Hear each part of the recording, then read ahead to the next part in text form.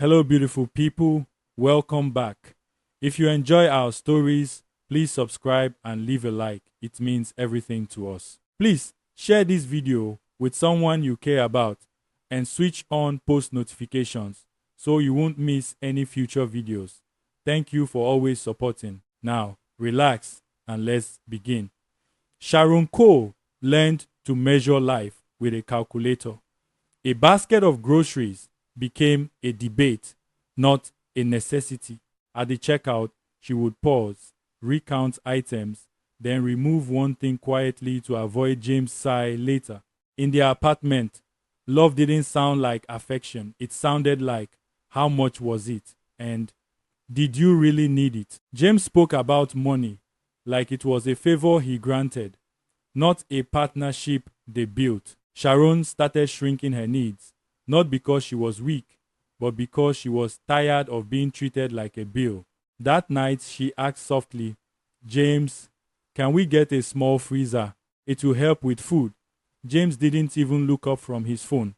Later, he said, the same word he used for everything that mattered to her. She swallowed the lump in her throat and nodded. Later meant never. Later meant her voice didn't have urgency in his world. She walked into the kitchen and opened the fridge half empty, like her heart, and whispered, okay, but in her silence, something hardened. The quiet decision to stop begging for basic care. Peace Okafor came over with her loud laugh and warm perfume, filling the living room with a kind of joy Sharon had forgotten belonged to her. She noticed the way Sharon's eyes flicked to the clock before she even offered snacks. Why are you looking like someone will flog you? Peace asked, half joking, half serious. Sharon forced a smile. Nothing. James just likes things a certain way. Peace's brows tightened. A certain way or his way. Sharon laughed too quickly, the kind of laugh that hides a bruise you can't show. When James walked in and saw the small tray of meat pies Peace brought, he frowned. Hope you didn't buy those from that expensive place, he said. Sharon's cheeks burned. Peace blinked. It's just food. James waved a hand. Food that wastes money. Sharon tried to soften it. Peace made them, actually. Peace watched Sharon's face, how it apologized without words. Later, in the kitchen, Peace whispered, Sharon, you're too soft. Sharon's voice cracked. I'm just trying to keep peace. Peace replied, you're losing yourself. 2 days later, Sharon found a receipt tucked inside James's suit pocket while ironing, a boutique name she didn't recognize, and a total that made her stomach drop. It wasn't the amount alone, it was what it meant. He could spend freely somewhere else, but at home, he made her count teaspoons of milk. She held the paper like it was evidence of a life she wasn't living. Her hands trembled, not from anger, but from the painful clarity that she was not the priority in her own marriage. She folded it back carefully, like a secret she wasn't ready to speak. At dinner, she tried calmly. James, I saw a receipt in your pocket. He didn't flinch. Work, he said immediately. A client event. Sharon nodded, keeping her tone light. Oh, okay. He glanced at her, suspicious of her calm. Why? You want to interrogate me now? Sharon lowered her eyes. No, I just wondered. James scoffed. Please, don't start drama. Sharon chewed slowly, tasting nothing. In her head, her father's voice returned. Watch patterns, not promises. She smiled politely, but her trust shifted, quietly, permanently. James began acting nicer in a way that felt unnatural, like a suit that didn't fit him. He would call Sharon my queen in front of people, then turn cold the moment they were alone. He offered small gifts that came with speeches. You see, I'm trying. Don't say I don't care. Sharon accepted them with gratitude she didn't feel, because each gift felt like a receipt, proof he wanted to show, not love he wanted to give. She noticed he became sweeter after late nights out, like kindness was a cover he wore when guilt was heavy. One evening, he came home with food and a smile. I brought your favorite, he said. Sharon looked up, startled. Why? She asked before she could stop herself. James' smile tightened. Must there be a reason? Can't I be a good husband? She forced a laugh. Of course. He touched her cheek too carefully. That's my Sharon. Don't let outsiders poison you. Sharon felt the warning inside that sentence. Outsiders. Someone else existed in his story. She nodded again, slow, gentle, while her heart whispered, he's hiding something, and he thinks I'm blind. The phone became James's second skin. He carried it to the bathroom, angled it away at dinner, smiled at messages like they were sweet. Sometimes he would chuckle softly, then look up and remember Sharon existed.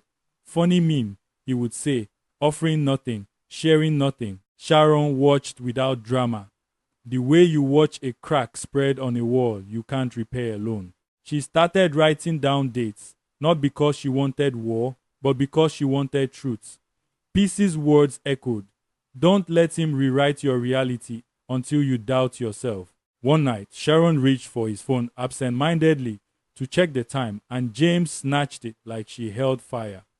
Don't touch my things, he snapped. Sharon froze. I only wanted the time.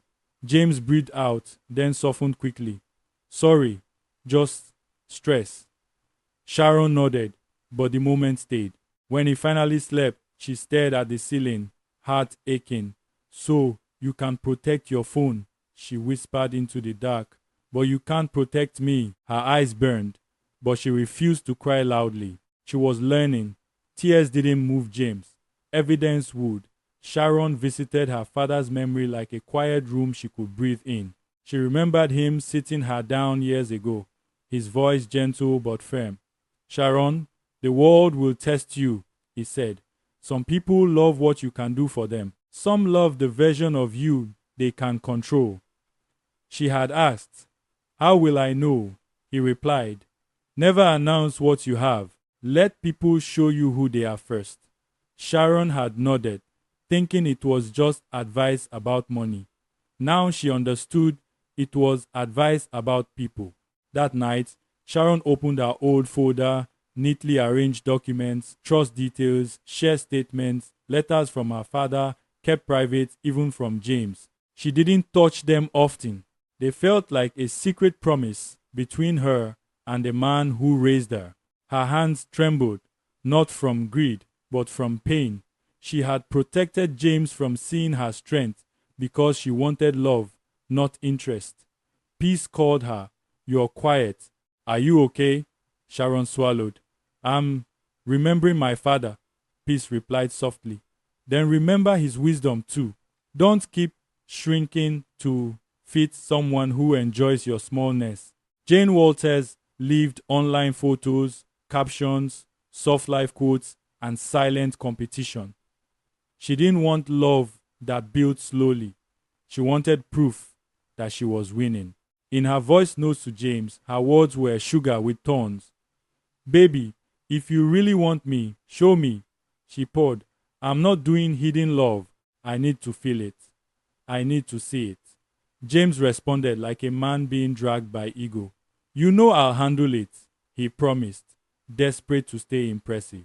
Jane laughed. Handle it now. I'm not your charity case. James hated that word, but it hooked him. Later, James paced in the living room while Sharon folded clothes. He spoke on the phone, quietly, but not quietly enough. Sharon cut pieces. Relax.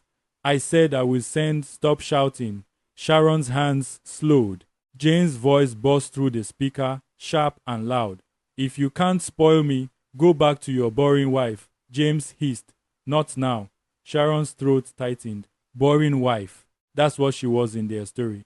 She kept folding, calm-faced, while her heart broke in controlled pieces. She whispered to herself, if he needs to prove he's a man to her, then what am I to him? Jeff Morgan introduced solutions like temptations. Guy, you need quick cash to settle that babe, he told James over drinks. I know a route. One paper here, one signature there. Money lands fast. You'll pay back small. James hesitated, but pride pushed him. He wanted Jane's admiration. He wanted to post silent victories. He wanted to feel powerful. Jeff leaned closer. Nobody checks these things. Just use your marriage documents. Your wife trusts you, Abi. James smiled thin, confident. She won't even notice. Jeff raised his glass. That's my guy. James came home late, smelling of alcohol and confidence. Sharon asked gently, "You're back late. Everything okay?" James waved her off. "I'm fine. Don't start." Sharon stepped back, letting him pass. He went straight to the bedroom, opened the folder, and Sharon saw him handling their papers like they were tools, not sacred. She didn't confront him. She watched quietly, like her father taught. James muttered, "Just one move, and I'll shut that girl up." Sharon's spine chilled. Shut that girl up. Not love, not care. Control. Sharon went to bed with her eyes open, listening to the sound of betrayal disguised as ambition. The next morning, Sharon noticed the folder wasn't where it usually stayed. Her heart tightened, but she stayed calm. James moved through the house with unusual energy, humming, dressing sharply, acting like a man stepping into a new level. He kissed Sharon's forehead quickly. "I'll be busy today," he said. Sharon smiled faintly. "Okay." He left without asking if she needed anything. In the quiet after the door shut, Sharon opened the cabinet and saw the folder returned slightly messy, as if handled in haste. Something had been disturbed. Days later, a bank text came in, not a transaction, but a verification message that made Sharon's breath catch. She stared at it, confused, then frightened. James walked in and snatched her phone. "Why are they messaging you?" she asked. James' eyes narrowed. "Stop reading nonsense." "It's nothing." Sharon's voice stayed soft. "James, what did you sign?" He smiled, cold. "You talk too much for someone who doesn't bring money." That sentence hit like a slap. Sharon's eyes watered, but she didn't break. Inside her, a new rule formed. I will not be his shield anymore. The night James planned the transfer, Sharon felt the air change. He was restless, pacing, checking his phone, smiling like someone about to win a prize. Then he disappeared into the bathroom and locked the door. Sharon sat on the edge of the bed, listening, not spying, just unable to ignore the life happening beside her. She heard his lowered voice. "Baby, calm down. I'm sending it now." Sharon's chest tightened. He never called her baby anymore. He never calmed her down with tenderness. She closed her eyes and breathed slowly, refusing to let pain turn her into a scene. She promised herself, don't react, observe. James laughed quietly into the phone. "You'll be happy. You'll post your soft life." Jane's voice came through faintly. "Better. Because I'm tired of your stories." Sharon's throat tightened again. She stood, went to the kitchen, poured water she didn't drink. She looked at their wedding photo on the wall and felt something mournful. When James came out, he looked at Sharon briefly, then back at his phone, fingers moving fast. Sharon watched him type, transfer, confirm, like this money was a love letter. Sharon whispered to the empty room, "So that's where your generosity went." She didn't cry. She waited. The alert came like thunder in her palm. Sharon's phone vibrated once. Then again, bank message, confirmation, credit alert. She stared at the screen, blinking hard, as if her eyes were lying. $1 million credited from James Cole. Her heart pounded so loudly, she felt it in her ears. For a second, she thought she might faint. Not because she was suddenly rich, because the man who refused her small request had just released a fortune without hesitation. She sat down slowly on the bed, phone still open, tears gathering without falling. It wasn't money, it was a confession. James stepped out, relaxed until he saw Sharon's face and the way her phone glowed. His body stiffened. "Sharon," he began, then rushed forward. "Give me that." Sharon turned the screen to him without a word. James's mouth opened, then shut. "It's a mistake," he blurted. Sharon's voice was barely above a whisper. "A mistake you never make. When it's my grocery money." James' eyes flashed with panic. He reached for the phone again. Sharon pulled it back gently, not aggressive, just firm. The room filled with silence so heavy, it felt like punishment. Then James' phone rang, and everything got worse. James answered his phone quickly, turning away. "Hello? No, I didn't." His voice cracked. Sharon heard Jane scream, even without speaker. "You sent it to her." James covered the mouthpiece, glaring at Sharon like she was the problem. He ended the call abruptly and faced her, panic melting into anger. "Don't touch that money," he said sharply. "Send it back now." Sharon's fingers tightened around her phone. "Why?" she asked softly. James didn't meet her eyes. "Business. I typed wrong account. Just return it." Sharon nodded slowly, acting like she believed him. James exhaled in relief, mistaking her calm for surrender. "Good, do it now." Sharon's voice remained gentle. "Okay, I'll do it." But she didn't move. She watched him, watched how a man could be desperate for money to leave her hands, but never desperate for her happiness to enter his life. James's tone softened artificially. "Sharon, don't make this hard." Sharon smiled faintly. "I won't." He walked out, confident. Sharon stared at the screen again. $1 million. Her eyes filled, but this time not with hope, with resolve. "Daddy," she whispered, "I need your wisdom now." Peace came by the next day, and immediately felt it. The tension, the air that didn't breathe right. Sharon tried to act normal, but her voice sounded distant, like she was speaking from underwater. As Peace talked, Sharon's phone buzzed again. James's name Sharon didn't pick. Peace noticed her shaking hands. "Sharon, what is going on?" Sharon tried to smile, failed, then looked away. Peace reached for her. "Talk to me." Sharon swallowed hard. "He sent me money by mistake." Peace's eyes widened. "James? Stingy James?" Sharon nodded, lips trembling. Before Peace could ask more, James called again. Then Jane's name flashed on James' phone as he stormed into the house mid-call. Sharon heard Jane's voice screaming, "You think I'll be a joke? I'm waiting for my proof." James hissed, "Lower your voice." Sharon's heart cracked quietly. Peace's face hardened. "So it's true," Peace muttered. Sharon's tears finally fell, silent, heavy. She wiped them quickly, embarrassed. Peace held her face. "Don't you dare feel ashamed," she said. "He should be ashamed." Sharon whispered. "I feel small," Peace replied. "Then we make you free." Sharon met Justin Hill in a quiet office that smelled of leather and patience. Justin was the kind of man who spoke softly because he didn't need volume to be serious. Sharon sat across from him, fingers clasped tight. "I received a transfer," she said carefully. $1 million. Justin's face didn't change. Only his eyes sharpened. "From your husband." Sharon nodded. "He said it was a mistake. He wants it returned." Justin leaned forward slightly. "Before you do anything, we trace. We understand the source, then we decide." Sharon hesitated, then confessed. "I think he meant it for someone else." Justin didn't gasp.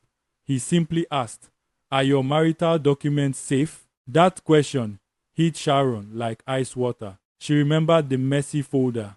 She remembered the verification text. Her throat tightened. "I don't know," she whispered. Justin stood, calm, professional. "Sharon, listen to me. Money like that doesn't move without a story. Sometimes the story is ugly. We find the truth first." Sharon's eyes watered. "I don't want trouble." Justin's voice softened. "You didn't choose trouble, but you can choose protection." Sharon nodded, small but steady. "Okay, trace it." Justin's investigation moved like quiet thunder, no drama, just precision. He made calls, checked trails, requested records. Sharon sat in his office again days later, heart knocking in her chest. Justin placed a file on the table. The source is a loan facility, he said. Sharon frowned. A loan? James said business. Justin's eyes held hers. Not ordinary business. Sharon, your details appear on the file. Sharon's breath left her body. My details? Justin nodded slowly. Your ID numbers, marital documents, your address. It looks like your identity was used in the process. The room blurred. Sharon gripped the chair. But I didn't sign anything. Justin's voice was firm. That's the point. If this goes wrong, you could be blamed for a loan you never took. Sharon's eyes filled with tears of a different kind. Fear, betrayal, humiliation, all mixed. He used me, she whispered, like saying it out loud made it real. Justin slid his pen forward. We document everything. We protect your name. Sharon stared at the file, hearing her father's voice again. Let people show you who they are. James had shown her clearly. Sharon wiped her cheeks and whispered, I won't cover this. Sharon went home and wore calm like armor. She smiled when James spoke, nodded when he demanded updates. She acted confused in the ways he expected. I'll go to the bank tomorrow, she said gently. James relaxed, even smirked. Good. Don't embarrass me. Sharon's chest tightened, but she kept her face smooth. James moved around the house like a king again, his confidence returning as if her obedience restored his pride. He even joked at dinner. See, you can be sensible when you want. Sharon forced a small laugh, tasting bitterness. He thinks I'm still the same. In her room, Sharon texted Peace. I'm acting normal. Don't worry. Peace replied immediately. I'm proud of you. Stay safe. Sharon then saved copies of messages, alerts, and dates into a private folder. Her hands shook, but her mind stayed clear. When James slept, Sharon watched his face, this man she once prayed with, dreamed with. How did you become someone who enjoys my suffering? She whispered. James turned in his sleep, unbothered. Sharon realized something painful.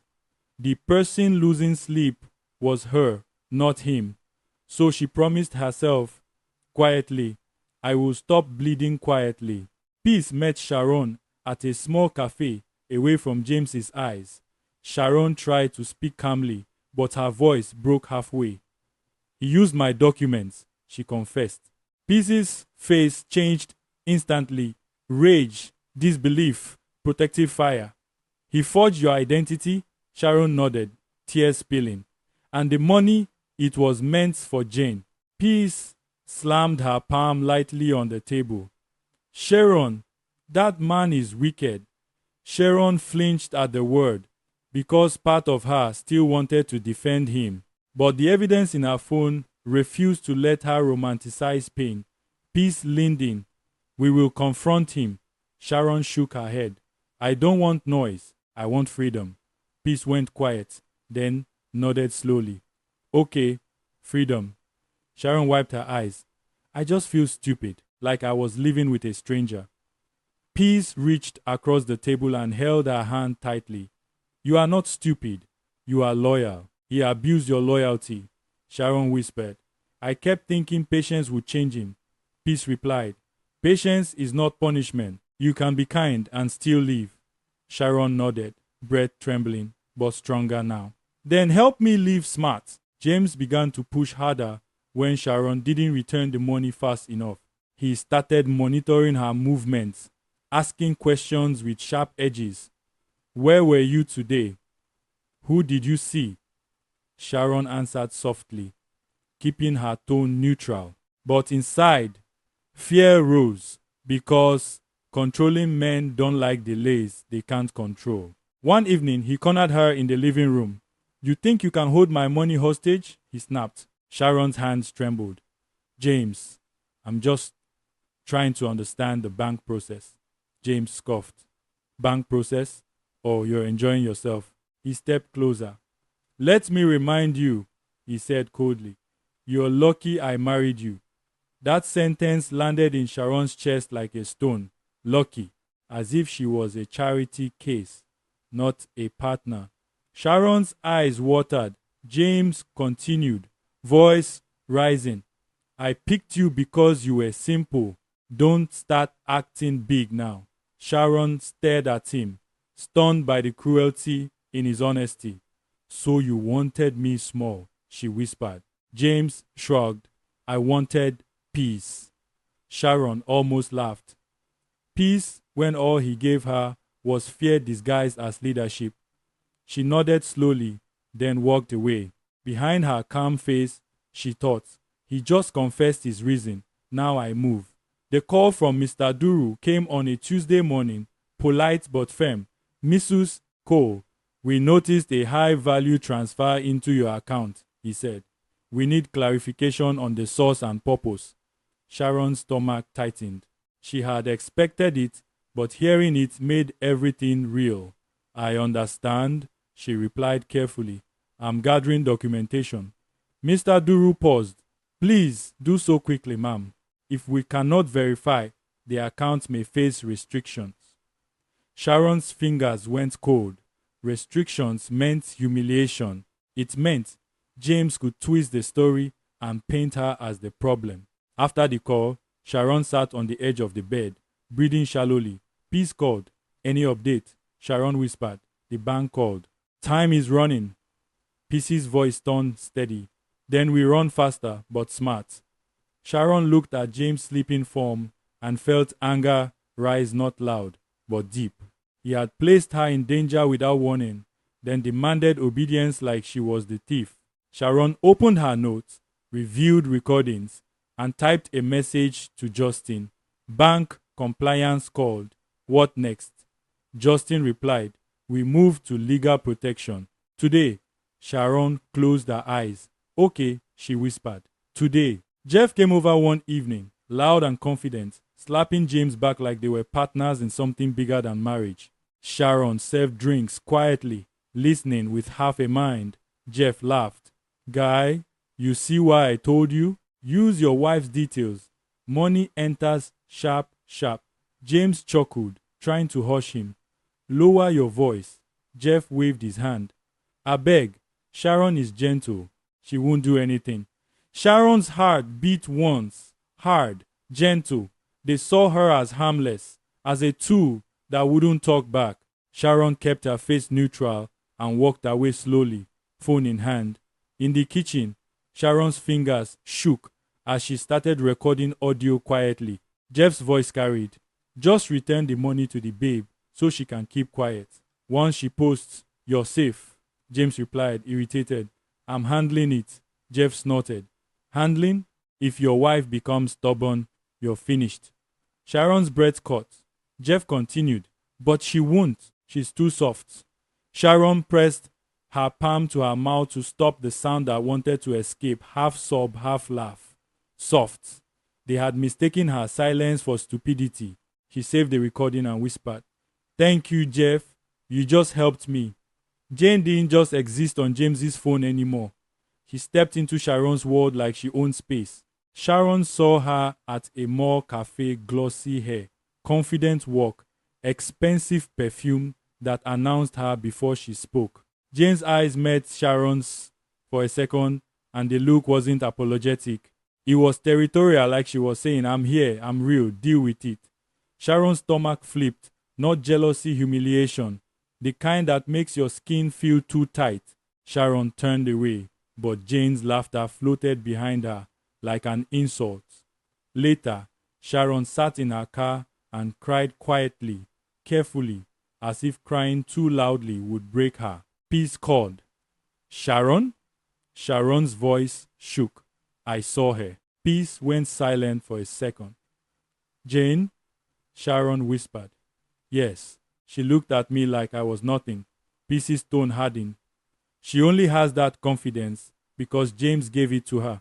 Sharon wiped her face and stared ahead. In that moment, her emotions shifted from pain to clarity. She whispered, I'm done being embarrassed. Peace replied, Good, because embarrassment ends when you stop accepting disrespect. Sharon breathed in slowly. I won't fight her. I'll remove him. And for the first time, her voice sounded like decision. Barrister Nikemibe didn't speak like someone begging for justice. She spoke like someone who collects it. Sharon sat across from her, hands folded tight. Tell me everything, Nikem said. Sharon explained the stinginess, the humiliation, the transfer, the loan, the forged details, Jeff's recording, the bank call. Nikem listened without interrupting, her eyes sharp. When Sharon finished, Nikem leaned back. Your husband didn't just cheat, she said. He endangered your identity and financial future. We will treat it as such. Sharon's throat tightened. Will I be okay? Nikem nodded. If we move correctly, yes. Nikem listed steps like a map, document proof, notify the bank formally, report fraud, file for legal separation, protect assets, and prepare for public manipulation. Sharon felt overwhelmed. James will say I'm greedy, she whispered. Ninkem's voice stayed calm. Let him talk. Documents speak louder. Sharon exhaled shakily. Ninkem pointed at Sharon's phone. You have recordings, alerts, dates. You have a pattern of emotional abuse. You have more than feelings. You have facts. Sharon's eyes filled with tears again, but this time they weren't helpless tears. I didn't want war, she said softly. Ninkem replied, then don't fight with noise. Fight with truth. Sharon nodded. Okay, truth. Justin and Ninkem uncovered what Sharon's father had quietly arranged. A trust structure connected to the apartment James bragged about. Sharon had always assumed James handled housing because he liked control, not because he truly owned it. When Justin showed her the papers, Sharon's chest tightened. So, the apartment, she began. Justin nodded. It's tied to your father's legacy. James has been living in comfort he didn't create. Sharon's eyes filled. It wasn't pride, it was grief. She remembered her father's careful planning, his desire to protect her future, and she realized she had been too loyal to use the protection. That evening, Sharon walked through the living room slowly, looking at the walls differently. James called from the bedroom. Sharon, where is my charger? The normal demand sounded strange now, like a man ordering in a house that wasn't truly his. Sharon brought it calmly. James snatched it without thanks. Sharon stared at him for a second. This man who had enjoyed watching her shrink while standing on a foundation he didn't lay. She remembered every letter, every humiliation, every time she felt guilty for needing basic care. She went to the bathroom and stared at herself in the mirror. You are not small, she whispered. You were just quiet. And in that quiet, she chose herself. Sharon invited James to a family meeting with a voice so gentle it made him confident. She cooked his favorite meal, laid the table neatly, and smiled like the obedient wife he believed he owned. James relaxed into the comfort of her performance. At least you're cooperating, he said. Sharon nodded. I don't want problems, she replied softly. James smirked. Good, because you can't fight me and win. Sharon lowered her eyes. I know. James drank water like a man, certain the world would always bend for him. After dinner, Sharon said, tomorrow, let's meet and talk properly. I want us to understand each other. James laughed. Finally, you're thinking like a wife. Sharon swallowed the insult and kept her tone calm. Yes, let's just settle everything. James leaned back, satisfied. I'll come, but don't bring unnecessary people. Sharon smiled faintly. Okay. He didn't know unnecessary people were the only reason he would not destroy her with lies. When he went to bed, Sharon sat alone and texted Nkem. He agreed. Tomorrow. Nkem replied, good, we'll be ready. Sharon's hands shook as she set her phone down. She whispered, Daddy, stand with me. Jane waited outside the next day in a sleek car, checking her reflection and refreshing her social media drafts. She had already written captions in her head. God did. Soft life is my portion. She believed Sharon would fold and disappear quietly, the way boring wives always did in the stories she watched. Jane sent James a voice note. Baby, don't dull. Once you collect the money, come. I want to take pictures. James replied quickly. Relax. I'm handling it. Jane smiled. She loved that sentence. It sounded like control. It sounded like victory. Inside, James adjusted his shirt and practiced his confident face. Sharon greeted him at the door with a calm smile. Welcome, she said. James glanced around. So, where is this meeting? Sharon pointed gently. This way. James walked in, like a man arriving to dominate. He didn't notice the small details. Sharon's steadier breathing, the absence of fear in her eyes, the way her phone sat ready on the table like a witness. Outside, Jane waited, tapping nails, already impatient. If he fails me today, she muttered, I'll expose him. She didn't understand she wasn't the storm. She was just the noise before the thunder. James stepped into the room and froze. Seated calmly were Barrister Nkem Ibe, Mr. Duru from the bank, Justin Hale, and an older man, James, had never met quiet, well-dressed, eyes like history. James's smile began to crack. What is this? He demanded. Sharon sat down slowly, her hands steady. You said you wanted to settle it, she said gently. James turned to her, anger rising. Why are these people here? Nkem spoke first, polite and firm. Mr. Cole, we're here because this situation has legal implications. James laughed nervously. Legal? It's just a wrong transfer. Mr. Duru adjusted his glasses. A wrong transfer linked to a loan facility with Mrs. Cole's identity attached, he said. James's face twitched. He looked at Sharon sharply. You involved the bank? Sharon's voice stayed calm. The bank involved itself when my name was used. Justin opened the file. The older man finally spoke, voice low. James, Cole, you've been standing on what you didn't build. James stared, confused, then fearful. Sharon felt a wave of emotion, sadness that it had come to this, relief that she wasn't alone, and a strange peace. The truth had entered the room, and truth always makes liars sweat. Sharon didn't raise her voice. She didn't need to. James, she began, you told me the transfer was business. James tried to interrupt, but Nkem lifted a hand. Sharon continued. It was meant for Jane Walters, and you sent it to me by mistake. James's eyes widened furious. How dare you? Sharon's voice didn't shake. We traced the funds. The loan facility carries my details. I did not authorize that. You used our marital documents. James looked around, searching for an escape in someone's face.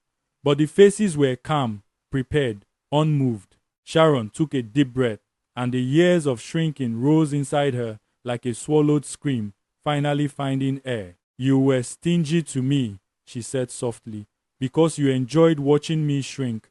The room went still. James scoffed, defensive. Don't be dramatic.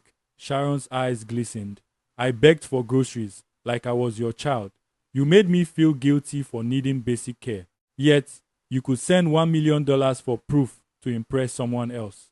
James opened his mouth, then closed it. Sharon continued, voice gentle but deadly. I wasn't small, James. I was silent. And in that moment, James realized silence had turned into power. James tried laughter first, thin, brittle. So, this is your plan? To embarrass me? His eyes darted to Sharon. You want to act rich now? Sharon didn't answer with pride. She answered with grief. I wanted a husband, she whispered. James turned to Jeff's name like it could save him. Jeff misled me, he snapped, as if Jeff was in the room. Nkem slid the recording transcript forward. We have audio evidence of your collaboration, she said calmly. James's face tightened. He slammed his palm on the table. This is madness. Mr. Duru responded evenly. No, sir. This is compliance. Then James begged. His voice softened suddenly. Sharon, please, don't ruin me. Sharon's eyes filled. She had prayed for that word please for years, but now it arrived too late and for the wrong reason. You didn't think of ruining me when you used my identity, she said quietly. James's rage returned. You're ungrateful. I married you. Sharon shook her head slowly. Marriage is not licensed to destroy me. James's shoulders sagged. He blamed Jane. She pressured me. He blamed stress, work, friends, anything but himself. Sharon watched his collapse and felt no joy, only a deep sorrow that the man she loved was a stranger who loved power more than peace. Sharon made her final decisions without drama. She did not shout. She did not parade the money like a trophy. She filed the necessary reports to protect her credit and identity. She signed legal papers for separation. She instructed the bank through proper channels on how the funds should be handled while investigations proceeded. Nikem guided every step like a steady hand on a trembling shoulder. Sharon felt pain, yes, but also relief. Each signature felt like cutting a rope that had been choking her slowly. James' image began to crack in the only place that matters. Official records. James tried calling her at night. Sharon, let's talk, he pleaded. Sharon's voice was tired. We talked for years. You called it drama, he whispered. I can change. Sharon's eyes burned with tears. You could have changed when it was just groceries, when it was just respect. James's voice broke. Please don't do this. Sharon replied softly. I'm not doing anything to you. I'm doing something for me. The next day, she visited the apartment and looked at the documents confirming her father's trust. She placed her palm on the wall and whispered, Daddy, you protected me even when I didn't know how to protect myself. Jane finally called Sharon, voice sharp with entitlement. So you want to hold my money? She spat. Sharon listened, calm. It was never your money, Sharon said softly. Jane laughed. He promised me. Sharon's eyes closed briefly. He promised you what didn't belong to him. Jane's voice rose. You think you won. He will still choose me. Sharon answered gently. If he chooses you, you inherit his lies. That's not a prize. Jane went quiet for a second, then cursed and hung up. Sharon stared at her phone, feeling strangely light. The competition Jane wanted had ended because Sharon stopped playing. Peace came to Sharon's new space later, holding her tightly. You didn't destroy him, Peace whispered. Sharon's eyes filled with tears, not of pain alone, but of release. He did, Sharon replied. I just stopped bleeding quietly. Outside, James sat in his car watching the building, realizing too late that the woman he called simple had been disciplined, protected, and prepared. He had been stingy to keep her small, only to discover she was never small at all. Sharon breathed in deeply and felt peace settle in her chest like sunrise. Not revenge. Freedom. We've come to the end of the story. Drop your thoughts in the comment section. Leave a like, share, and don't forget to subscribe and turn on post notification. Thank you so much for watching.